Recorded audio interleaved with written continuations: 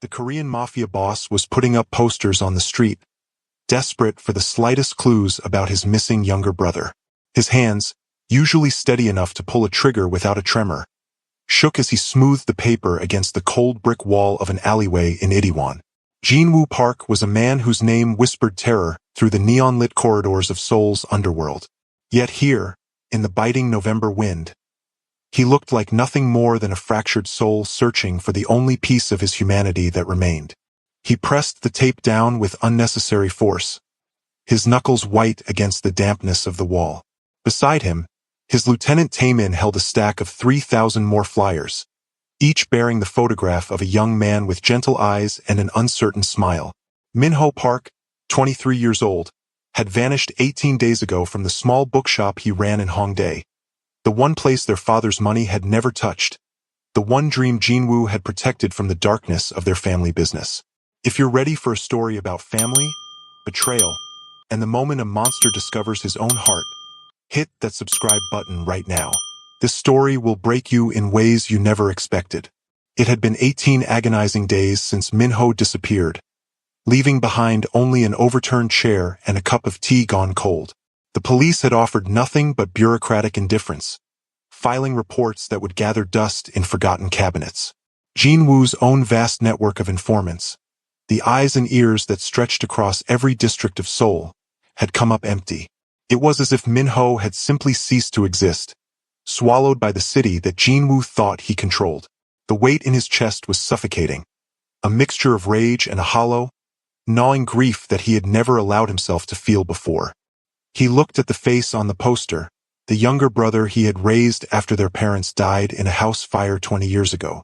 Minho had been only 3 years old then, small enough to carry, light enough to save. Jinwoo had been 13, already hard enough to drag them both out of the flames, already cold enough to survive what came after.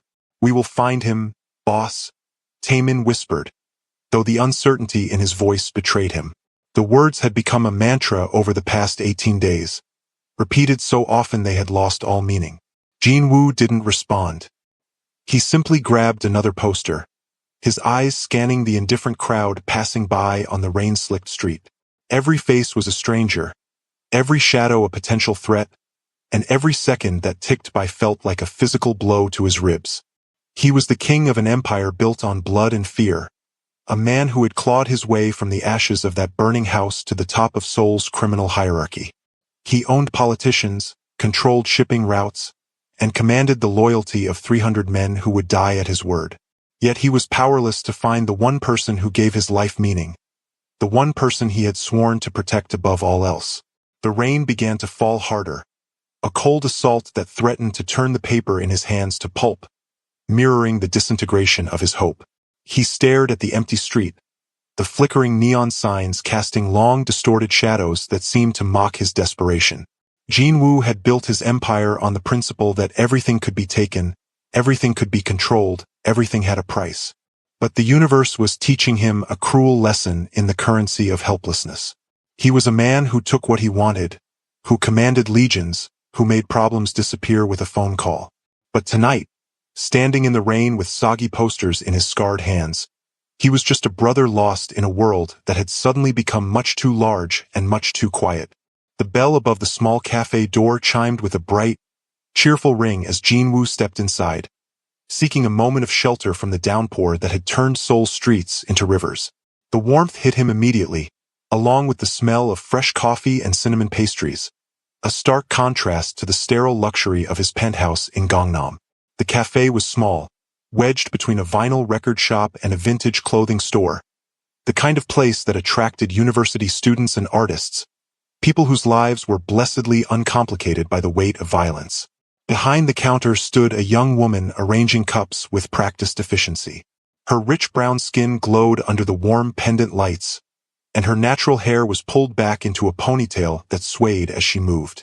She wore a simple black apron over a cream-colored sweater, and when she looked up at the sound of the bell, her eyes were the warmest brown Jinwoo had ever seen. This was Keisha Thompson, 28 years old, an English teacher from Atlanta who had come to Seoul 3 years ago to escape the suffocating grief of losing her younger sister to gun violence. She had needed to be somewhere where nothing reminded her of Jasmine's laugh, where the streets didn't echo with the ghost of a girl who would never grow up. Seoul had been random, a pin dropped on a map, but it had become home in the way that broken people sometimes find sanctuary in the unfamiliar. She taught at a private language academy during the week and worked at this cafe on weekends, saving money with no particular goal except the vague notion that someday she might feel whole enough to return to a life that made sense. Keisha looked up as the drenched man entered, and her breath caught slightly. He was tall, powerfully built, wearing an expensive black coat that was soaked through. But it wasn't his appearance that stopped her. It was the look in his eyes, a desperation so profound it seemed to pull all the light from the room. In his hand, he clutched a crumpled, rain-damaged poster. She recognized that look. She had worn it herself for months after Jasmine died. That expression of someone searching for something they would never find. Her heart did a strange, painful twist in her chest as she watched him stand there, water dripping onto the worn wooden floor, his eyes scanning the cafe as if he didn't quite know where he was. Keisha's gaze fell to the poster in his hand, and the world tilted sideways. She had seen that face every single day for the past 2 weeks. She had made that face breakfast this morning, scrambled eggs with too much pepper the way he liked them. She had listened to that face read poetry out loud in Korean while she corrected English essays at her small kitchen table. That face was currently in her apartment 3 blocks away, probably reading one of the philosophy books he loved, wrapped in the oversized blanket she had given him because he was always cold. She froze, the coffee cup in her hand hovering in midair. Her heart began to hammer against her ribs, a frantic rhythm that made her breath hitch. She looked at the man more carefully now, noticing the hardness in his jaw, the profound exhaustion etched into the corners of his eyes, the way his free hand was clenched into a fist so tight his knuckles had gone white. He didn't look like a customer. He looked like a man standing on the edge of a precipice, one breath away from falling into an abyss that would swallow him whole. Keisha's mind raced back to 2 weeks ago, to the rainy Tuesday evening when she had found the young man huddled in the doorway of a closed shop near Hongdae Station. He had been soaking wet, shivering violently, his eyes wide with terror that seemed to exist beyond the physical cold. When she had approached him, asking in her careful Korean if he needed help, he had flinched so hard he hit his head against the metal door behind him. There was a fresh bruise blooming on his temple, and his hands were scraped raw. He had looked at her with the eyes of a frightened animal, unable or unwilling to speak. She had tried calling the police, but he had grabbed her wrist with surprising strength, shaking his head frantically, tears streaming down his face. The word he had managed to choke out over and over was a single syllable that sounded like no, no, no. Something in Keisha's chest had cracked open at that moment. She saw Jasmine in his terrified eyes, saw every lost and frightened person she had failed to save, including herself. So she had made a choice that defied all logic and self-preservation. She had taken off her coat and wrapped it around his shoulders. She had helped him stand on shaking legs. And she had brought him home to her tiny apartment, this stranger who couldn't or wouldn't tell her his name. For the first 3 days, he had barely spoken, jumping at every sound, refusing to go near the windows. He slept curled in a ball on her couch, whimpering in his sleep. Keisha had called in sick to work, spending her days coaxing him to eat, to drink water, to believe that he was safe. Gradually, painfully, he had begun to emerge from his shell of trauma. His name was Minho, he had finally whispered on the 4th day. He loved books and hated violence and had dreams of opening a bookshop that sold only poetry. He had a brother, but he couldn't talk about his brother. His face would close up and terror would flood back into his eyes whenever the subject arose. Keisha had learned not to push, had learned to let him exist in the small safe bubble of her apartment, where the past couldn't reach him. Over the past 2 weeks, she had watched him slowly come back to life. He had started smiling, had started reading to her from Korean poetry collections, translating the beautiful, mournful verses into halting English. He had told her about his bookshop, about the customers who came looking for solace between pages, about the life he was building that was gentle and kind. And now, standing behind the counter of this cafe, Keisha understood with a sickening clarity that the man in front of her, this desperate, dangerous-looking man with a poster bearing Minho's face, was the brother that Minho was terrified of. The brother that had driven him into the rain-soaked night, bruised and broken and unable to speak. Every protective instinct in Keisha's body screamed at her to stay silent, to let this man leave, to protect the frightened young man who had become something like family to her. But she looked at the poster again, at the anguish carved into this stranger's face, and she saw something that gave her pause. This wasn't the face of someone who had hurt Min-ho. This was the face of someone who was being destroyed by his absence. Keisha set down the coffee cup, her hands trembling slightly. She stepped around the counter, her voice coming out softer than she intended, barely audible over the jazz music playing from the cafe speakers. "Sir," she began, her eyes locking onto his. "That young man, I know where he is." The words hung in the air between them like a held breath. Jinwoo spun around so fast that Taemin, who had been standing by the door, instinctively reached for the weapon concealed beneath his jacket. The world seemed to stop, the hiss of the espresso machine and the murmur of the other cafe patrons fading into a dull roar in Jinwoo's ears. He stared at this woman, this stranger with kind eyes and an American accent, trying to process the words she had just spoken. "What did you say?" His voice came out as a rough whisper, barely controlled. "Tell me again. Where is my brother?" The desperation in his tone was so raw, so completely stripped of the commanding authority he usually wielded, that several customers turned to look. Keisha saw the tears gathering in his eyes, saw the mask of the dangerous man beginning to crumble to reveal something much more vulnerable underneath. "He's safe," Keisha said quietly, her hands coming up in a calming gesture. "He's been staying with me for 2 weeks. I found him near Hongdae Station. He was hurt and scared." And she paused, choosing her words carefully. "He couldn't tell me what happened. But I couldn't just leave him there. I took him home." Jinwoo's knees nearly buckled. He reached out, gripping the edge of a nearby table to steady himself, his breath coming in sharp, painful gasps. Taemin moved closer, concerned, but Jinwoo waved him away with a shaking hand. The relief that flooded through him was so intense it was almost painful, a physical wave that threatened to drown him. For 18 days, he had imagined every horrible possibility. Min-ho dead in a ditch, Min-ho tortured by rivals, Min-ho sold into some nightmare that Jinwoo's own dark imagination could conjure. But he was safe. He was with this woman who smelled like coffee and kindness, who had taken in a terrified stranger and asked for nothing in return. "Take me to him," Jinwoo said, and it wasn't a command despite his attempt to make it sound like one. It was a plea, desperate and broken. "Please, right now." Keisha hesitated, studying his face. She saw the same desperate love there that she had felt for Jasmine, the kind of love that would burn the world down to keep someone safe. But she also saw something else, something harder and more dangerous lurking beneath the surface. "Min-ho is very fragile right now," Keisha said carefully. "Whatever happened to him, it left him traumatized. If you're the reason he was hurt, if you're the reason he's afraid, then I won't." Jinwoo cut her off, his voice cracking. "I would never hurt him. Never. He's my brother. He's all I have. Please."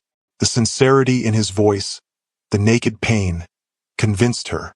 Keisha nodded slowly, untying her apron. "Let me tell my manager I need to leave," she said. "Wait here." As she walked to the back room, Taemin leaned close to Jinwoo, his voice low.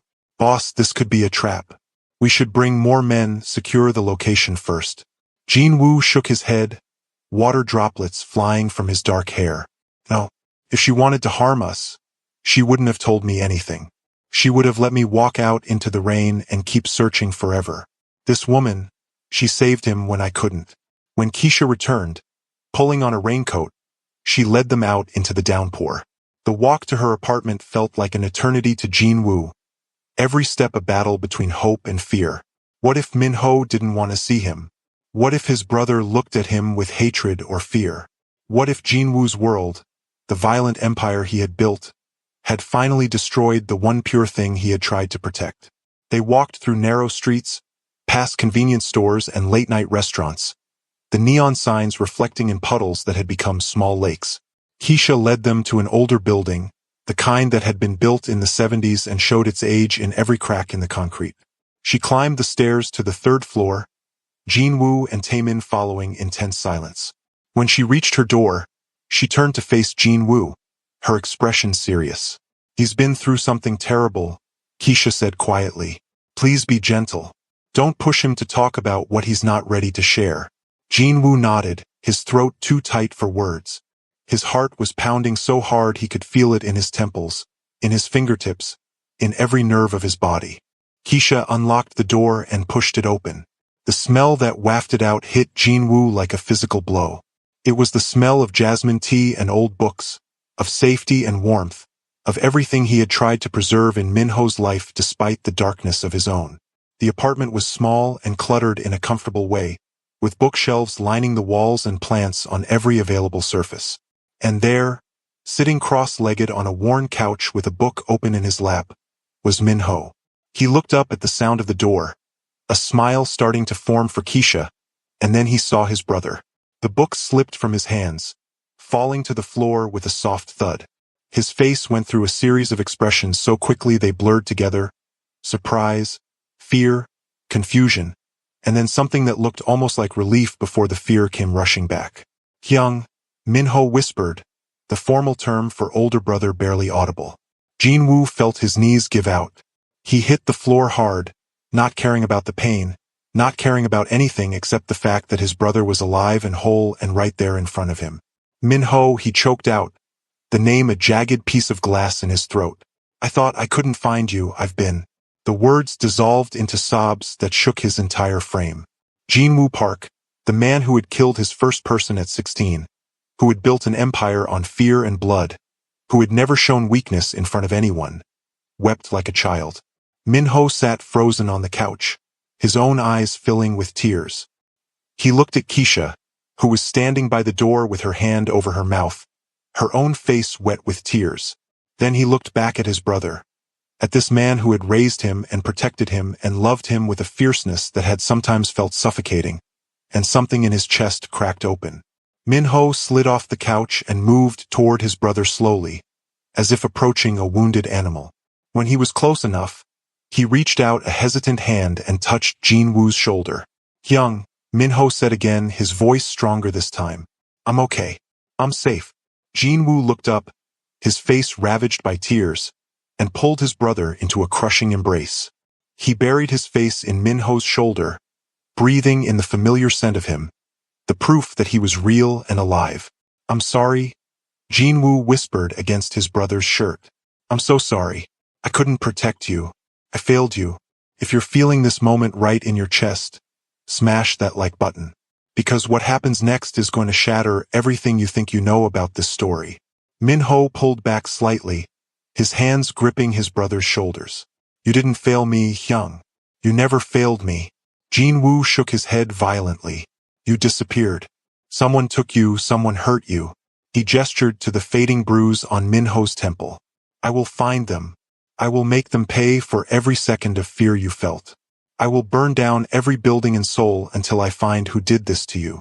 The violence in Jin-woo's voice made Keisha take an involuntary step back, reminded suddenly of the dangerous world this man inhabited. But Minho didn't flinch. He looked at his brother with an expression that was infinitely sad and infinitely tired. "Hyung," Minho said quietly, "nobody took me. I ran away." The words landed like a physical blow. Jin-woo stared at his brother, unable to process what he had just heard. "What? No, you couldn't have. You were hurt, you were terrified." Minho nodded slowly. "I was terrified, but not because someone kidnapped me. I was terrified because I heard something I wasn't supposed to hear. Something about you." Jin-woo's blood ran cold. "What did you hear?" Minho looked down at his hands, his voice dropping to barely a whisper. "I was at the bookshop closing up for the night. You remember Director Sung? Your business partner? The man you've worked with for 5 years?" Jin-woo nodded, a terrible suspicion beginning to form in his gut. "Director Sung came to my shop that night. He didn't know I was still there. I was in the back room doing inventory. He was on the phone, and he was speaking to someone about you." Minho's hands were shaking now, the memory clearly painful.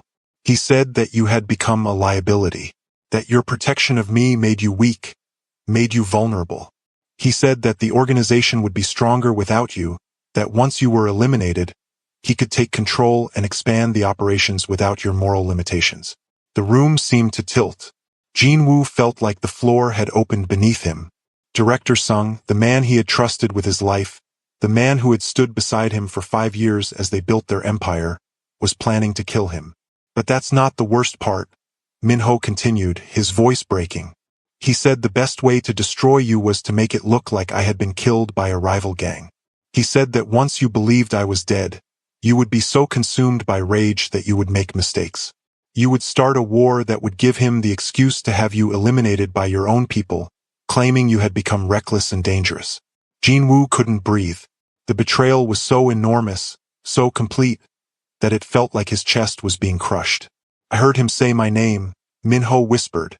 I heard him describe how they would stage it, how they would make sure my body was found in a way that would break you completely. And I panicked. I ran out the back door. I didn't take my phone, I didn't take my wallet, I just ran. I ran until I couldn't run anymore, and then I didn't know where I was or what to do. I was terrified that if I contacted you, they would find me. I thought if I disappeared completely, maybe they wouldn't go through with it. Maybe you would be safe if I was just gone. The pieces fell into place with horrible clarity. Min-ho hadn't been kidnapped. He had sacrificed himself, had chosen to vanish into the city rather than be used as a weapon against his brother. Jin-woo looked at this young man, this gentle soul who had tried to protect him in the only way he knew how, and felt something fundamental shift inside him.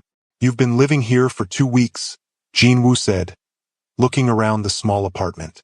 Keisha has been taking care of you.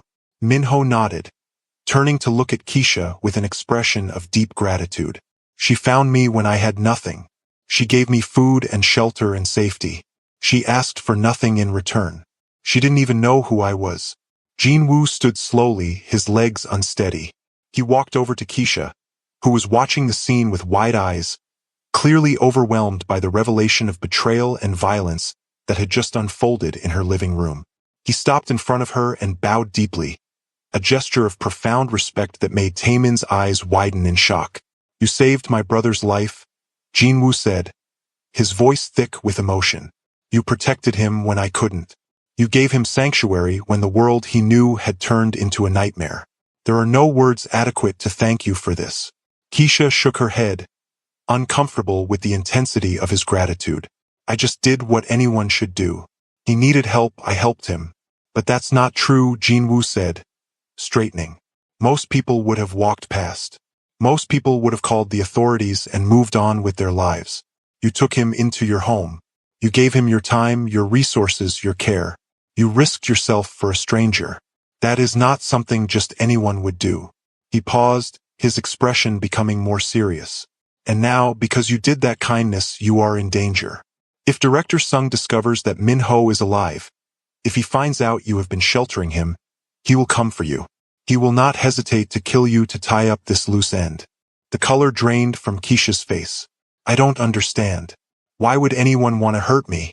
I'm just a teacher. I'm nobody.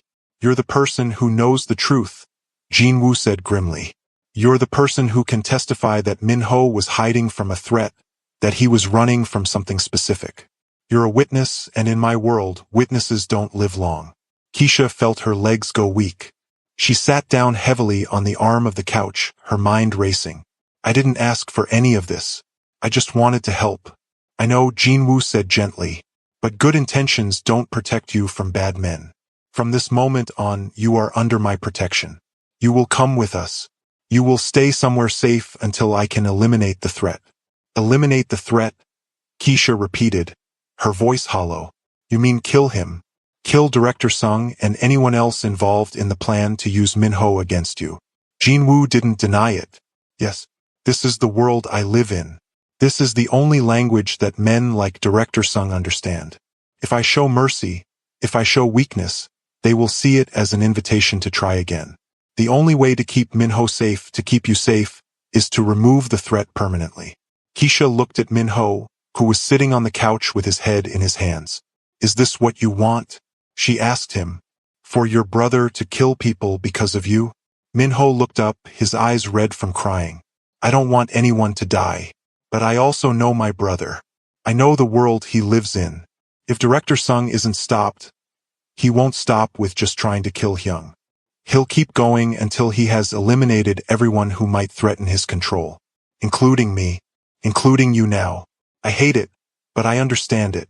Keisha felt like she was standing at a crossroads, looking down two paths that both led to darkness. On one side, she could refuse Jinwoo's protection, could try to go back to her normal life and pretend that the past 2 weeks hadn't happened. But she knew, deep in her bones, that this director Sung would find her eventually. Men who planned murders didn't leave loose ends. On the other side, she could accept Jinwoo's protection, could enter his world of violence and fear, could become complicit in the deaths that would follow. The choice felt impossible, a betrayal of everything she believed in. But then she looked at Min-ho, at this gentle young man who had read her poetry and helped her cook dinner and slowly healed in the safety of her small apartment. She thought about Jasmine, about how she would have done anything, would have made any choice to keep her sister safe. Okay, Keisha said quietly. I'll come with you, but I have conditions. Jinwoo raised an eyebrow, surprised. You're in no position to negotiate conditions. Maybe not, Keisha said, her voice growing stronger. But I'm doing it anyway. First, Min-ho gets to choose what happens next. If he wants to stay hidden, you let him stay hidden. If he wants to leave Seoul entirely, you help him do that. You don't force him into your world just because it's easier for you. Jinwoo looked at his brother, then back at Keisha. Agreed. Second, you don't hurt anyone who isn't directly involved in the plot against you. No collateral damage. No killing someone just because they might know something. You promised you want to keep me safe. Prove it by not turning me into an accomplice to mass murder. Jinwoo was quiet for a long moment. That may not be possible. In my world, things are not always clean. Sometimes innocent people get caught in the crossfire. Then you make sure they don't, Keisha said firmly. You're powerful enough to control your own actions. Choose to be better than the people trying to kill you. Jinwoo saw something in her eyes that reminded him of why he had worked so hard to keep Min-ho separate from his world. She had a moral clarity that he had lost years ago, a belief that right and wrong still mattered. It was naive and impractical and completely incompatible with the realities of his life. But it was also beautiful, and he found himself wanting to protect that innocence, even if he couldn't share it. I will do my best, Jinwoo said finally. But I make no promises I cannot keep. That will have to be enough. Keisha nodded, knowing it was the best she would get. Third and final condition, when this is over, when Min-ho is safe and the threat is gone, you let me go back to my life. You don't try to keep me in your world.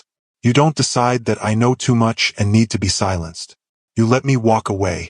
Jinwoo extended his hand. I agree to your terms. Keisha shook his hand, sealing the bargain that would pull her irrevocably into a world of shadows and violence. The transition from Keisha's small apartment to Jinwoo's fortified compound happened with dizzying speed. Within an hour, they were in the back of an armored sedan, driving through the rain-soaked streets of Seoul toward Gangnam. Min-ho sat between Jinwoo and Keisha, holding both their hands, a bridge between two incompatible worlds. Taemin sat in the front passenger seat, speaking quietly into a phone, coordinating security and logistics. The compound, when they arrived, was exactly what Keisha had imagined from crime movies. High walls, armed guards, cameras on every corner. The house itself was enormous, all glass and steel and modern architecture that screamed wealth and power. They were ushered inside by silent staff who bowed deeply to Jinwoo and didn't make eye contact. Min-ho was shown to a bedroom that was larger than Keisha's entire apartment, with a view of the Han River that would have been breathtaking if the circumstances had been different. Keisha was given a guest suite on the same floor, luxury accommodations that felt more like a gilded cage. When she was finally alone, she sat on the edge of the enormous bed and tried to process everything that had happened in the last 3 hours. This morning, she had been a simple English teacher working a weekend shift at a cafe.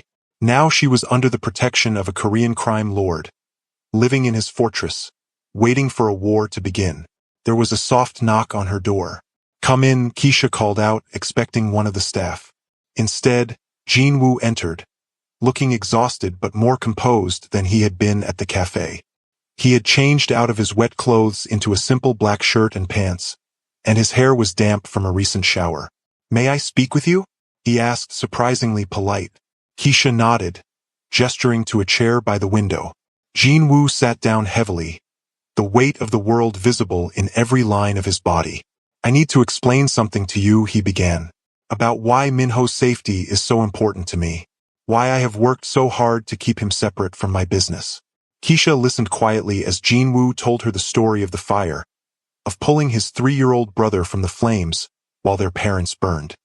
He told her about the years of poverty that followed, about how he had turned to crime not out of ambition but out of desperation to feed and clothe a small child. He told her about the first time he had killed someone, a rival gang member who had threatened Minho when he was 7 years old. He told her about the moment he had decided that Minho would never know this world, would never be tainted by the blood on Jin-woo's hands. I gave him everything I never had, Jin-woo said quietly. Education, safety, the freedom to pursue dreams that had nothing to do with survival. I kept him away from my business so completely that most of my associates didn't even know I had a brother. It was the one good thing I ever did, the one piece of my soul that stayed clean. And now that sanctuary has been shattered because someone I trusted decided to use my love against me. Keisha felt an unexpected sympathy for this man. She had assumed he was simply a monster, but the truth was more complicated. He was a monster who loved his brother, a killer who had tried to protect innocence even while destroying it in others. What will you do now? Keisha asked. Jin-woo's expression hardened. Tomorrow I will call a meeting of my inner circle. I will tell them that Minho has been found safe. I will watch their reactions carefully. Director Sung doesn't know that Minho heard his conversation, doesn't know that his plan has been exposed. He will react to the news of Minho's return, and that reaction will tell me everything I need to know about who else is involved. And then, Keisha pressed, and then I will do what needs to be done to protect my family, Jin-woo said simply. The words hung in the air between them, heavy with unspoken violence. That night, Keisha lay in the unfamiliar bed, unable to sleep. She kept thinking about Minho's face when he had seen his brother, the mixture of fear and relief. She thought about Jin-woo's story, about a 13-year-old boy carrying his baby brother out of a burning house. She thought about her own sister, about Jasmine's last moments, about the senseless violence that had taken her. Around 3 in the morning, Keisha got up and wandered through the quiet house. She found Minho in the library, a vast room lined with books from floor to ceiling. He was curled up in a leather chair, reading by lamplight. Couldn't sleep? Keisha asked softly. Minho looked up, managing a weak smile. Too many memories, too many thoughts. This house, I grew up here, but it never felt like home. It always felt like Hyung's fortress, the place where he kept me safe from the world he worked in. Keisha sat down in the chair across from him. Are you angry at him? For the life he chose? For bringing you into this danger? Minho considered the question carefully. I used to be angry. When I was younger, I resented him for being what he is. I wanted a normal brother, someone who came to my school events and met my friends without terrifying them. But as I got older, I understood. Everything he did for me. The violence, the crime, it all started as a way to keep us alive. And somewhere along the way, it became who he was. Do you think he can change? Keisha asked. Minho shook his head sadly. No, this is his world now. He's too deep in it to ever walk away. The best I can hope for is that he survives it, that he doesn't let it destroy him completely. That's why I wanted the bookshop, why I built a life so separate from his. I wanted to prove that we could both exist, that his choices didn't have to define my entire world. Keisha understood that desire all too well. She had come to Seoul for the same reason, to build a life separate from the violence that had defined her for too long. The next morning, Jin-woo gathered his inner circle in the compound's conference room. 8 men sat around a polished table, all of them senior members of his organization. Director Sung was among them, a man in his 50s with silver hair and a face that projected calm competence. He had been Jin-woo's right hand for 5 years, the architect of their expansion into legitimate businesses that laundered their criminal proceeds. Taemin stood against the wall, his hand resting casually near his concealed weapon, watching everyone carefully. I have called you here with good news, Jin-woo began, his voice betraying none of the tension he felt. My brother Minho, who has been missing for 18 days, has been found. He is alive and well. The reactions around the table varied. Some men showed genuine relief, others mild interest. But Director Sung's face did something very subtle, very quick. His eyes widened for a fraction of a second, and his hand twitched toward his phone before he caught himself. It was enough. Jin-woo saw it, and he knew with absolute certainty that Min-ho had told the truth. "That is wonderful news," Director Sung said smoothly. His composure recovered. Where was he found? What happened to him? He was staying with a kind stranger who helped him when he was in distress. Jin-woo said, watching the man's face carefully. He had some trouble, became confused and frightened. But he is safe now, here with me. Director Sung nodded, but Jin-woo could see the calculations happening behind his eyes. The man was trying to figure out how much Min-ho remembered, whether his plan had been exposed. "I would like to see him," Director Sung said, "to welcome him back personally." "I'm sure he would appreciate that," Jin-woo replied, his voice carefully neutral. "Perhaps later this week, once he has had time to rest and recover." The meeting continued with discussion of various business matters, but Jin-woo's attention was focused entirely on Director Sung. He watched the man's hands, the way they occasionally trembled slightly. He watched his eyes, the way they kept darting to the door as if calculating escape routes. He watched his breathing, shallow and controlled, the breathing of someone under immense stress. After the meeting concluded and the men began to file out, Director Sung lingered. "Jin-woo, might I have a private word?" "Of course," Jin-woo said, gesturing for Tae-min to stay. "Whatever you wish to say, you can say in front of Tae-min." Director Sung hesitated, then nodded. "I wanted to express my relief that Min-ho has been found. I know how worried you have been.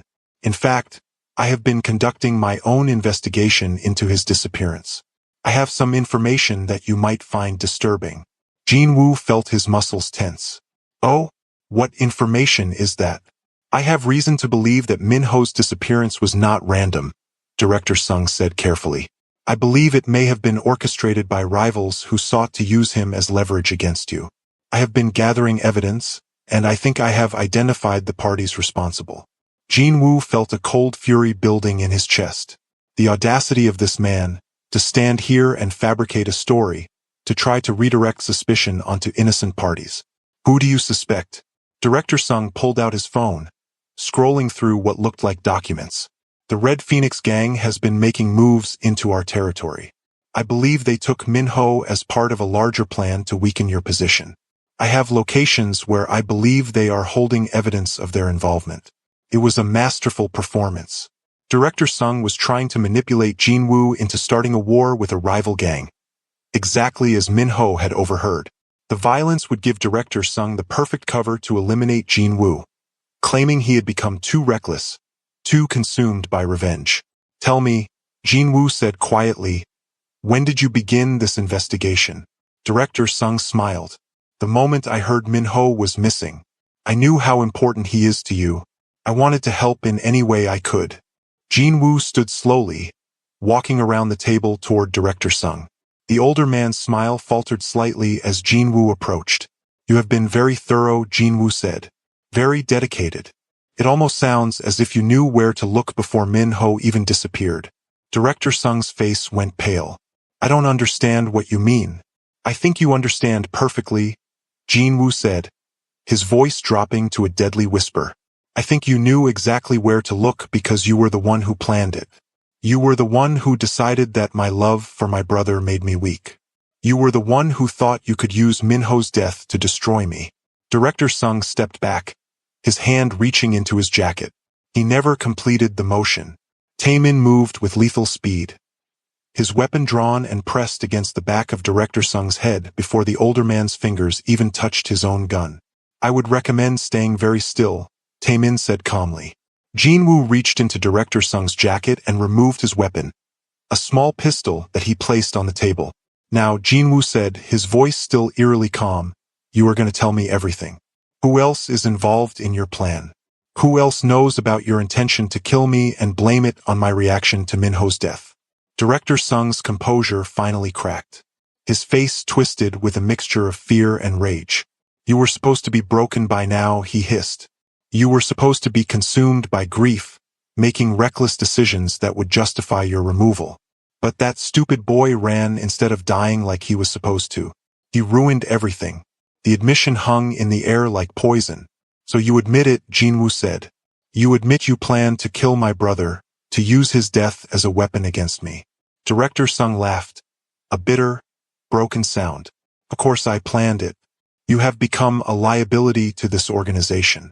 Your sentimentality, your protection of that weak boy, it makes you vulnerable. Real power requires the willingness to sacrifice anything, anyone. You have never understood that. Jinwoo felt something cold settle in his chest. You're wrong, he said quietly. I understand sacrifice better than you ever could. I have sacrificed my soul, my humanity, my chance at any kind of normal life.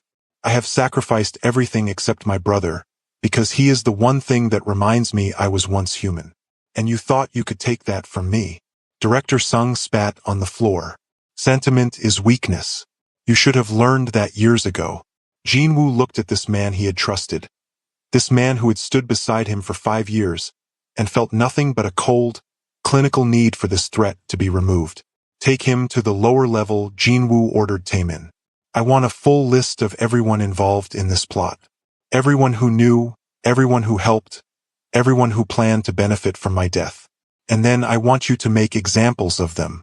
Examples that will ensure no one ever thinks to betray this family again. As Taemin dragged Director Sung from the room, the man screamed threats and curses, his composure completely shattered. Jinwoo stood alone in the conference room, feeling the weight of what was about to happen. He knew what Taemin would do in the lower level, knew the kind of information extraction that would occur. He knew that by tomorrow, Director Sung and his co-conspirators would be nothing but a message to anyone else who might consider betrayal. He walked slowly back to the residential wing of the compound, his mind a tangle of dark thoughts. When he reached Minho's room, he found his brother sitting with Keisha, both of them looking up as he entered. It's done, Jinwoo said simply. Director Sung has confessed. He and everyone involved in the plot will be dealt with by morning. Minho's face went pale. Dealt with? You mean killed? Yes, Jinwoo said, not bothering to soften the truth.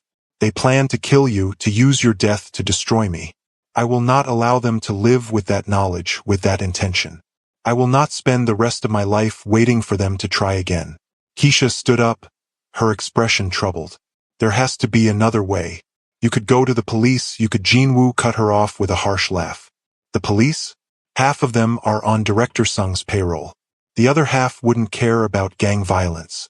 No, the only justice in my world is the justice I create. Minho looked at his brother with infinite sadness. I never wanted this. I never wanted people to die because of me. You didn't cause this, Jinwoo said firmly. Director Sung's ambition caused this. His greed, his willingness to kill an innocent person to gain power, that's what caused this. You are the victim here, not the catalyst. But I am the catalyst, Minho said quietly. If I didn't exist, if you didn't love me, you would be safer.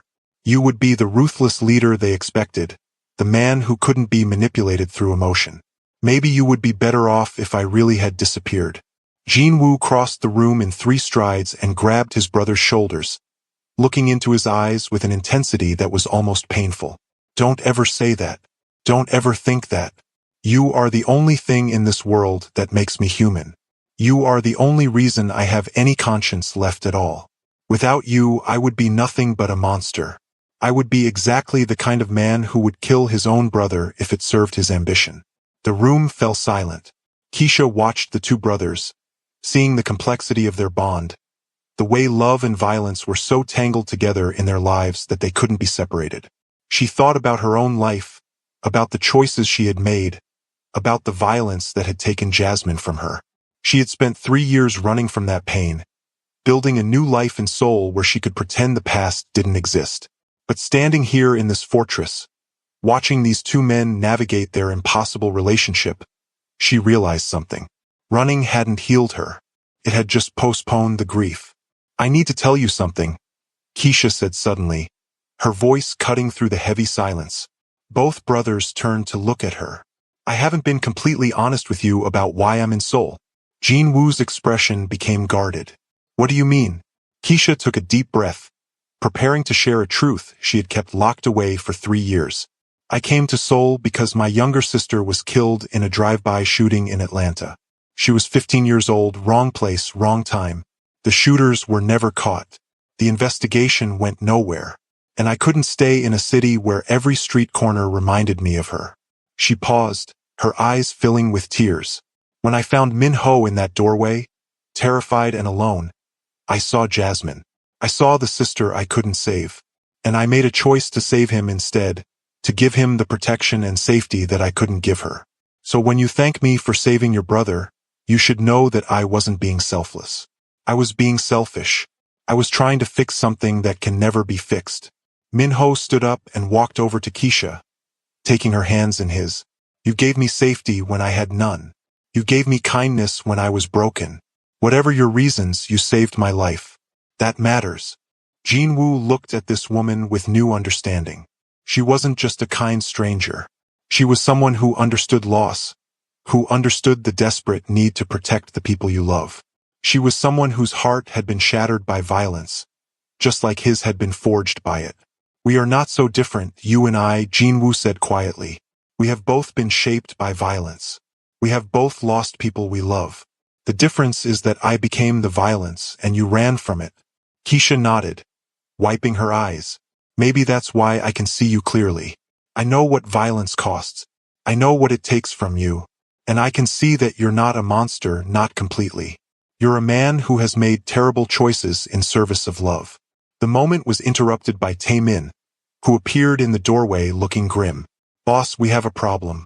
Director Sung wasn't working alone. He had outside support.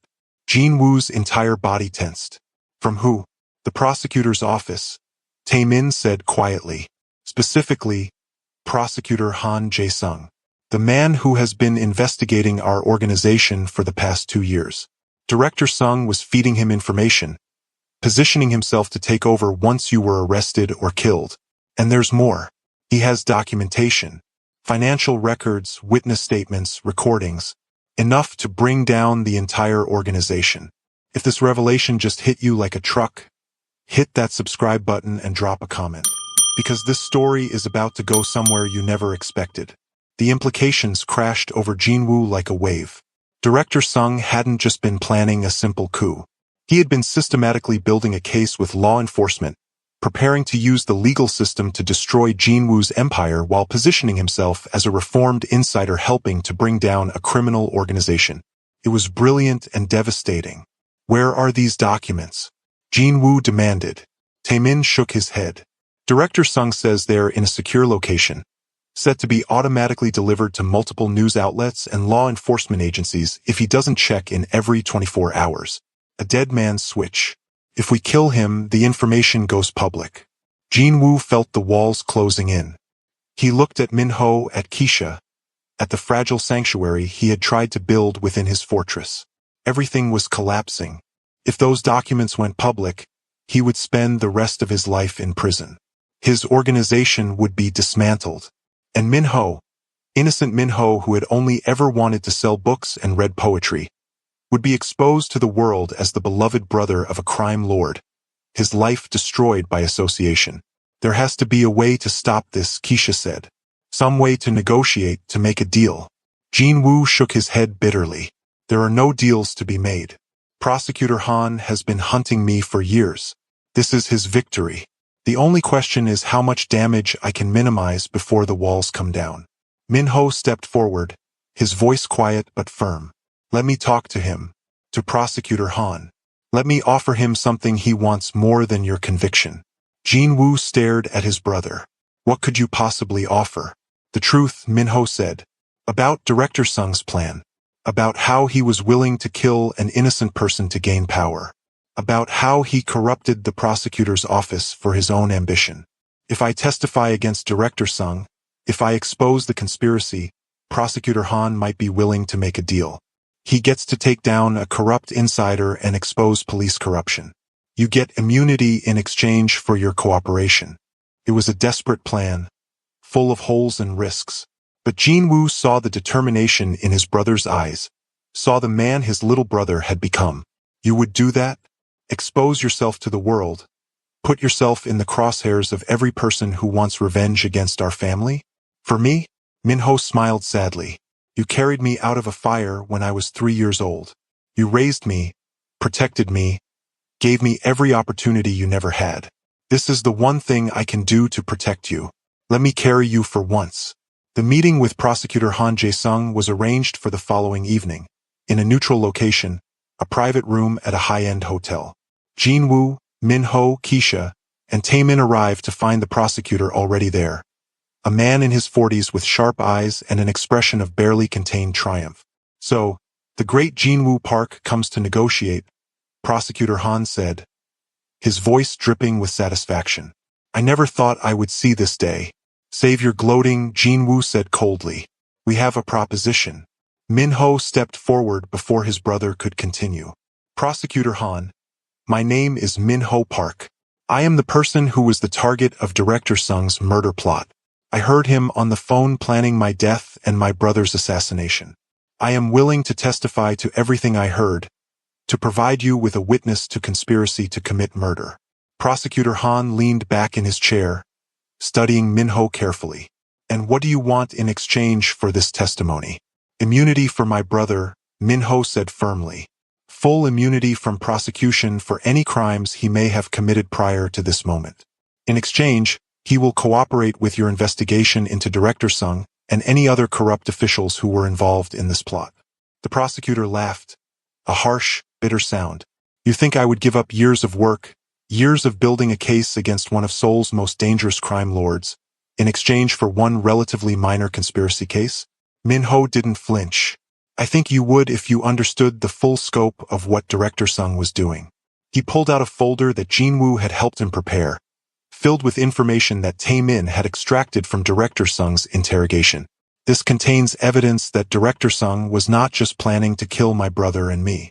He was also embezzling funds from the organization, laundering money through offshore accounts, and bribing multiple judges and police officials. Some of those officials are people you work with, people you trust. If you prosecute my brother, this information dies with him. But if you grant him immunity, you get access to all of it. You get to clean up your own office, expose corruption at the highest levels, and still get a major conviction. Prosecutor Han took the folder, flipping through the pages. His expression slowly changed from skepticism to interest to barely concealed excitement. This is substantial, he admitted.